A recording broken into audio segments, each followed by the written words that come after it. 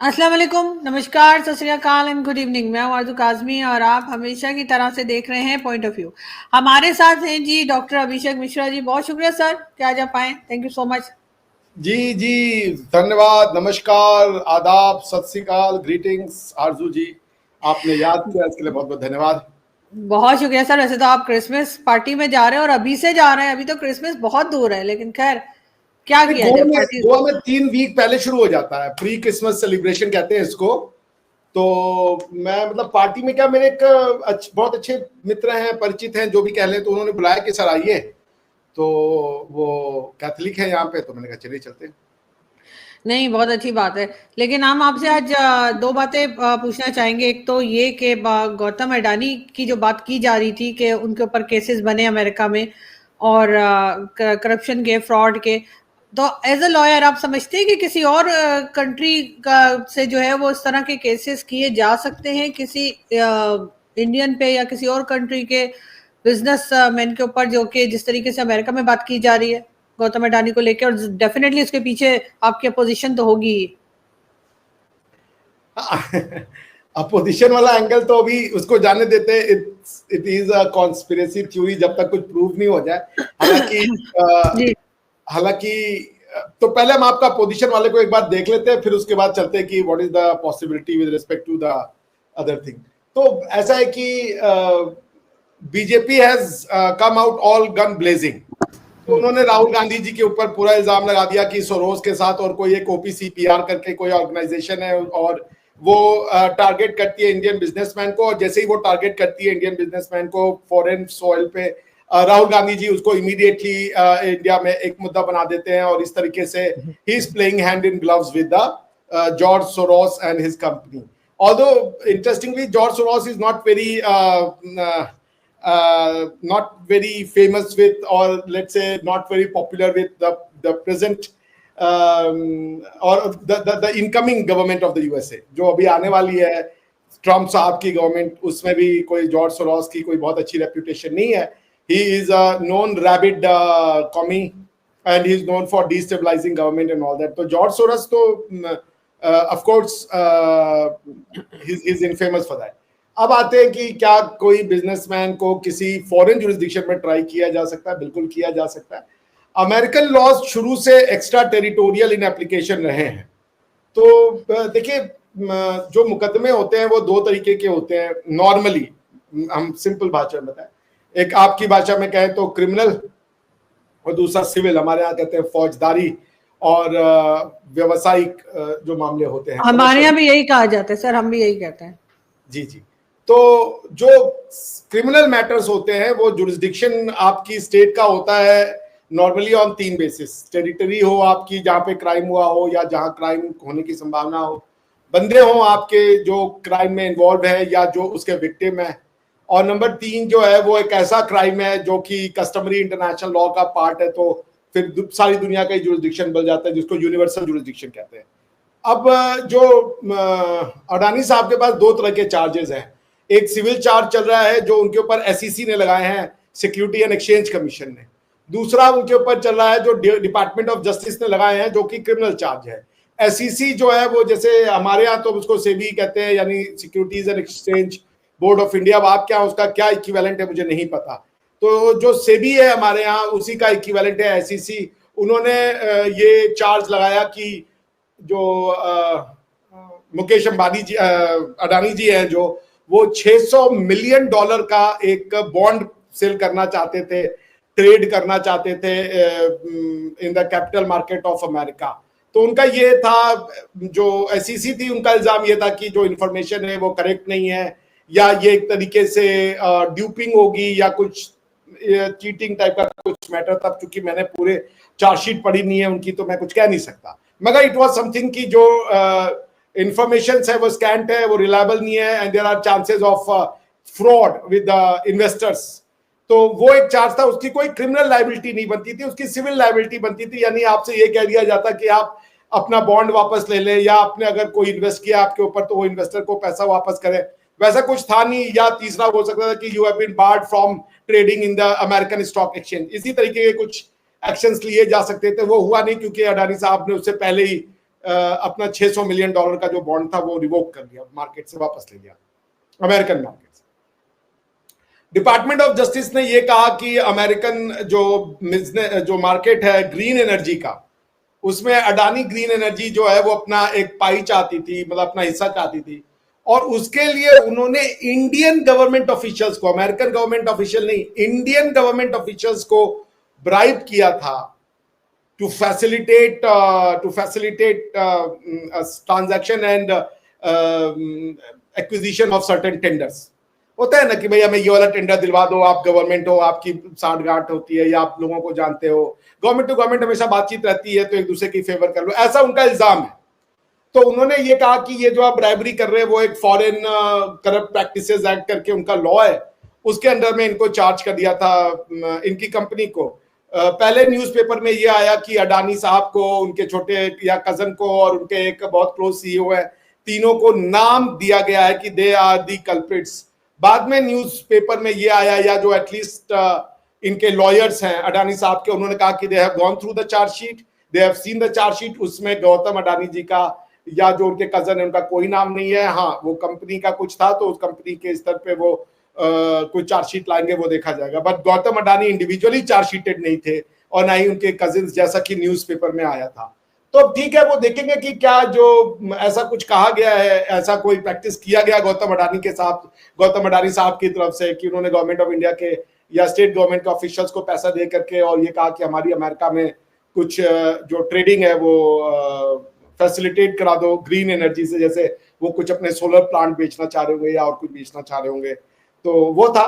तो अभी तो कोई डायरेक्ट उनके ऊपर चार्ज नहीं है। आपके क्वेश्चन का जवाब देते हुए, कोई किसी को भी अपने देश में क्रिमिनली ट्राई कर सकता है, प्रोवाइडेड जो मैंने आपको बताया कि उसका क्रिमिनल जुरिस्डिक्शन एस्टैब्लिश होता हो। बिल्कुल। लेकिन सर एक चीज और, अगर हम यहाँ पे बात करें तो जो बिजनेस कम्युनिटी होती है किसी भी कंट्री की, चाहे वो हिंदुस्तान हो, पाकिस्तान हो, इवन अमेरिका में, तो कहीं ना कहीं बिजनेस के लोग जो हैं वो किसी ना किसी गवर्नमेंट को या पॉलिटिकल पार्टी को सपोर्ट देते हैं। ये हमेशा से देखा गया है। अब उसकी वजह से जो है वो जाहिर फंड भी करते हैं और फिर उन्हें भी कुछ ना कुछ फैसिलिटीज जो है वो गवर्नमेंट देती है। आपके ख्याल से ये कितना इंपॉर्टेंट है? और उसमें कोई क्राइम नहीं है अगर आप किसी पॉलिटिकल पार्टी के साथ खड़े हैं और उसको सपोर्ट कर रहे हैं एज अ बिजनेस कम्युनिटी। आपको लगता है कि ये बाकी कंट्रीज में भी ऐसे होता है? क्योंकि पाकिस्तान, हिंदुस्तान में तो हमने खैर नोटिस किया है इस बात को। इलॉन मस्क ने $670 मिलियन, जो मेरी वो इंफॉर्मेशन है, वो खर्च किए हैं डोनाल्ड ट्रंप के विक्ट्री के लिए। तो कहां से आए ये पैसे? डोनाल्ड ट्रंप साहब ये पैसा कैसे रिटर्न करेंगे? $670 मिलियन और समथिंग टू दैट रेंज, इतना पैसा खर्च किया है, तो ये कहां से होंगे? देखिए, business and politics go hand in hand.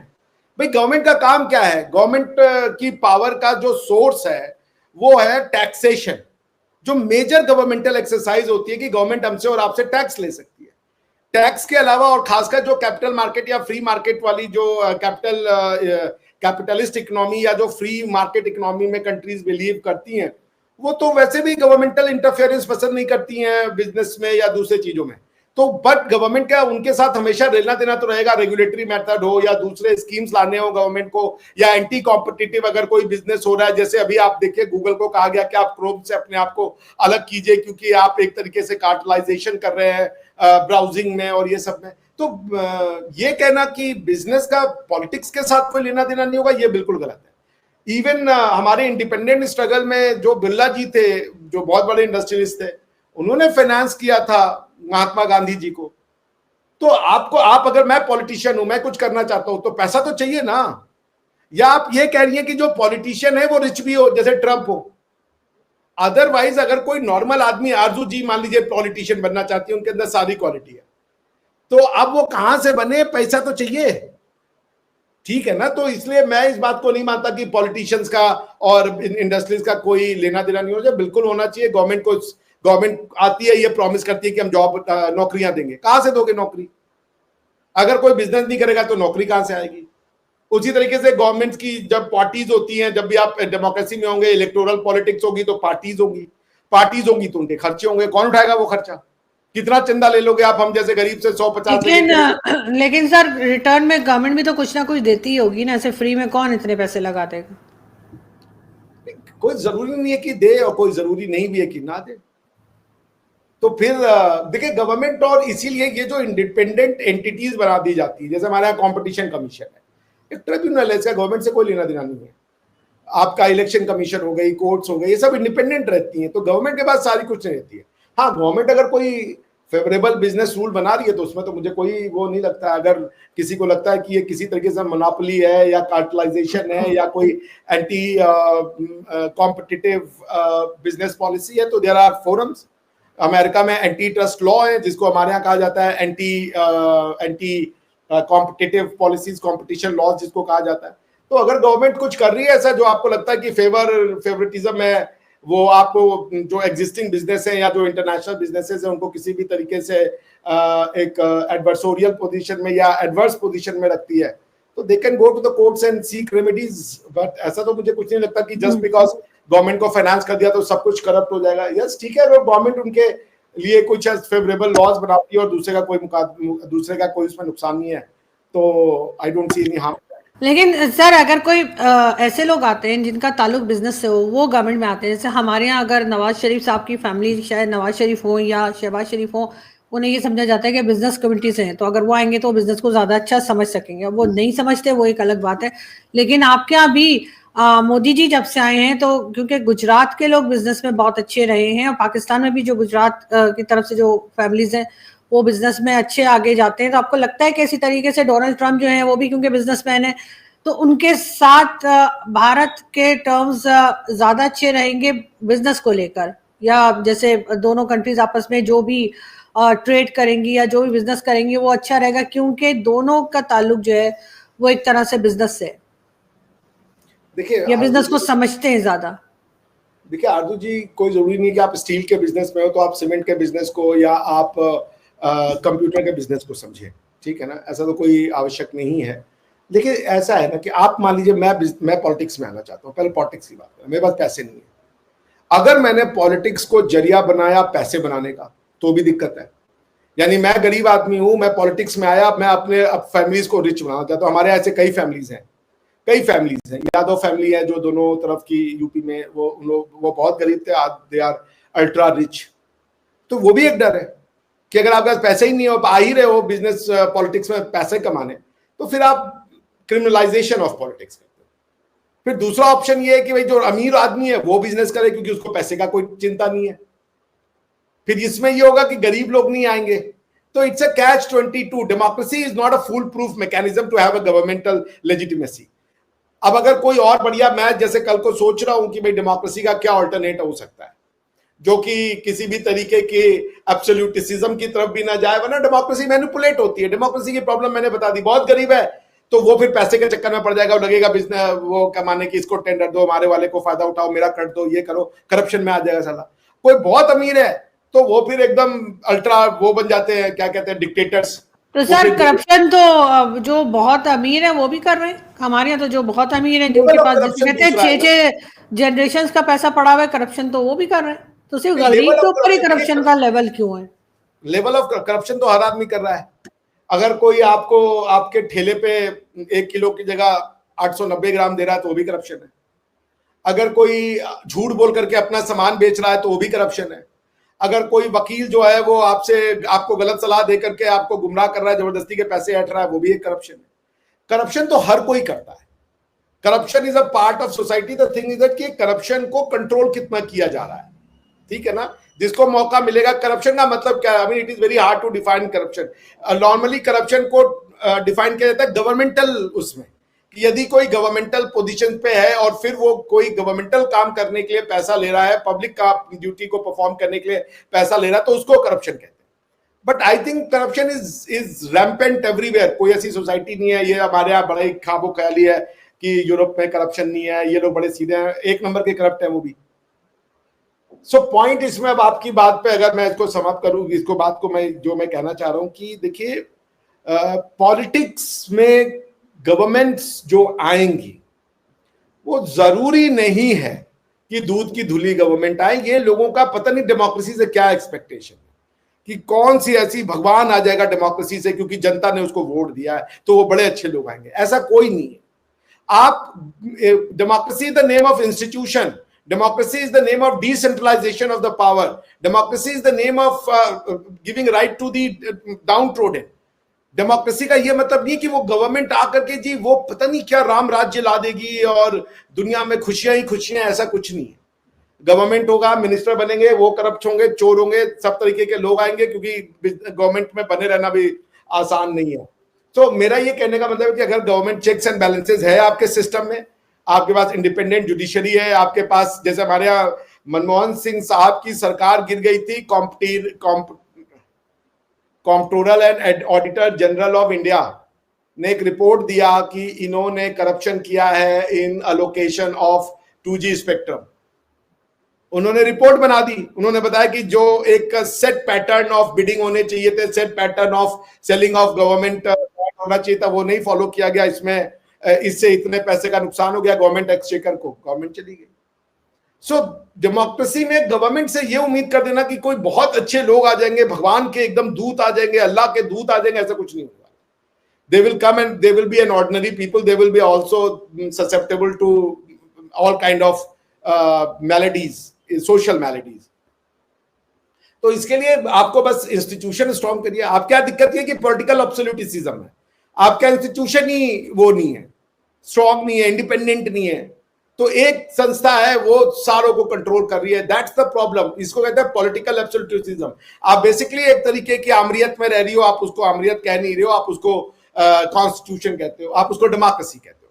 खैर एनीवे, जो मैंने कॉन्स्टिट्यूशन ऑफ पाकिस्तान पढ़ा है उसको पढ़ने के बाद as a very humble student of law, आपका कंट्री कहीं से भी डेमोक्रेसी के लिए क्वालिफाई नहीं होता है। It's not a democracy, because democratic और Islamic can not go hand in hand, either you are Islamic or you are democratic.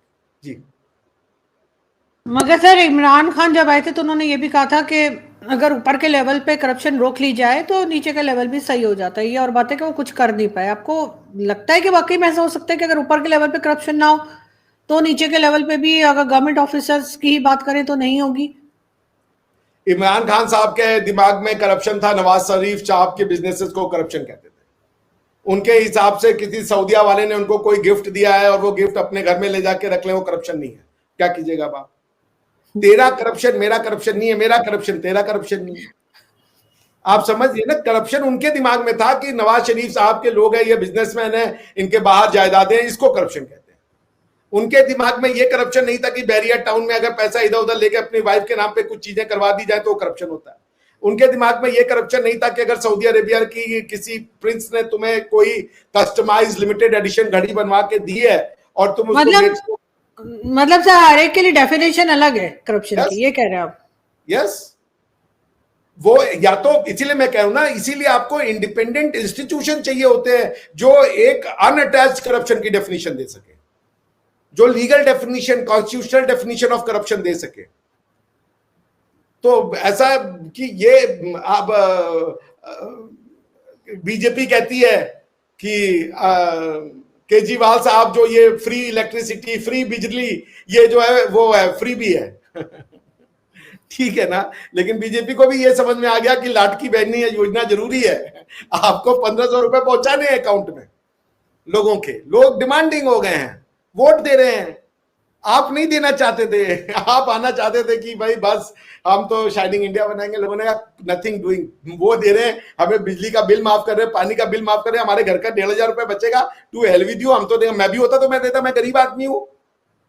तो बीजेपी को बहुत जल्दी समझ में आ गया ये पॉलिटिक्स। आप कहां से गरीब हैं सर? आईफोन 16 लेके घूम रहे हैं, क्या बात कर रहे हैं आप? गरीब हैं इसी के बाद हुए, उसके पहले तक मध्यम दर्जे के थे, इसके बाद गरीबी शुरू हुई। पहले गरीब नहीं थे, औसत थे हम। इसको खरीदने के बाद बीपीएल हो गए, बिलो पॉवर्टी लाइन। वही मैं कह रही हूँ कि आप बता दीजिए ताकि मैं बाहर जा रहा हूँ, कोई मुझे रोक ही ले कि आईफोन 16 है। इसके बाद आजू जी कोई भी राज नहीं रहने दे रही आप। नहीं, मगर आपके यहाँ तो ऐसा नहीं है ना, कोई आपके भी होता है कि मोबाइल स्नैचर्स हैं आपके यहाँ भी? कोई छीन के ले जाएगा? गोवा में तो आप मोबाइल रात को बाहर भी रख दीजिए, आपकी छुट्टी नहीं होगी। Goa is very very very अच्छा, तो बस फिर क्या दिक्कत है? बिल्कुल नया नया फोन है, अभी तो साल की वारंटी भी होगी आपके पास। तो अभी तो लिया आपने। हाँ, मगर दुख कम नहीं हो रहा है। अरे खुश होइए कि आपने ले लिया है। अरे क्या है? नहीं भैया, दुख हो रहा है कि साला इतने में हमें कुछ और सेव कर लिया होता है, पर चलिए अब चला गया तो क्या है। आप सबको बता दीजिए आरजू जी, ताकि लोगों को जिसके हम रोते रहते हैं कि हम गरीब हैं, उनको पता चले कि गरीब नहीं है। सबको पता रहे कि ये गरीब गरीब नहीं है, सिर्फ गरीब होने का नाटक नहीं, करते हैं। गरीब नहीं है हम, ये मगर गरीब आईफोन भी लिया है इन्होंने, और आईफोन 16 लेने के बाद उसका चार्जर, उसका हैंड फ्री सब कुछ अलग से लिया होगा। नहीं, वो तो मैंने ले लिया, वो फ्री में मिल गया मुझे। ब्लैक फ्राइडे सेल थी ना, ब्लैक फ्राइडे मतलब क्रिसमस का टाइम चल रहा है ना, तो पता है मुझे, मुझे लेकिन ना 3 मुझे चीजें फ्री ब्लैक में मिली। फ्राइडे किसको कहते हैं। एक तो आप लोग हर चीज का ना ट्रांसलेशन ना किया करें पाकिस्तानियों के साथ, हमें कुछ चीजों का पता भी होता है, हम इतने भी अच्छा अच्छा, ढक्कन नहीं सॉरी है, सॉरी। शक्ल से तो लगते हैं। हमें मिला आरजू जी एक चार्जर, वो हम्म। क्या नाम है, पावर बैंक। ठीक है, हाँ। एक पावर बैंक फ्री मिला, इसका वो फ्री मिला, एडाप्टर फ्री मिला, और मुझे 5,000 रुपए छूट मिला। वाह, तो बस वो 5,000 आप आज उड़ा के आइए अपने दोस्तों में, हम तो आपसे संभाल के दस ना हजार रुपए रखिएगा। की उम्मीद कर रहे हैं, कब आप भेजेंगी, कब भेजेंगी। मेरा तो अकाउंट हम रोज चेक करते हैं कि क्रेडिटेड आरजू काजमी तो वो 10,000। आप अब पहले हम जीत तो जाएं, फिर होगा, बेफिक्र रहे, हम नहीं कहीं भागते। तो समय फिर आप, समय जा रहा है, आपको 20 दिसंबर तक का समय दिया गया था, 8 हो गई है। मैं रोज इंतजार कर रहा हूँ हाँ, कि ये वीडियो अभी है, आएगा आरजू जी। अभी है, अभी आएगा, अभी आएगा, इस वीक में आ जाएगा, इस वीक में आ जाएगा। तो देखिए वो बहुत वीडियो शुक्रिया। कभी नहीं। आएगा, और मैं उसको यहाँ दिखाऊंगी भी, सिर्फ ठीक है, भेजूंगी नहीं, डन मैं है, डील यहाँ रहा। प्ले भी करूंगी। ठीक है, डील रहा, डील रहा। आप लगे बिल्कुल, रहिए रिसर्च पे, लेकिन ऐसा बिल्कुल वीडियो ऐसे ही। आपको नहीं मिलेगा। और मैं यहाँ पे तख्ती लगाऊंगा आरजू जी से 10,000 रुपए जीते। हाँ, बिल्कुल ऐसे ही किएगा। बहुत शुक्रिया कि आपने आज ज्वाइन किया। आई होप कि आज आप अपनी पार्टी खूब इंजॉय करेंगे, और हमें भी याद रखिएगा। थैंक यू सो मच, फिर मिलते हैं। बहुत शुक्रिया, thank you so happy Christmas आपको, मेरी क्रिसमस मच। In advance. आपको भी, थैंक यू।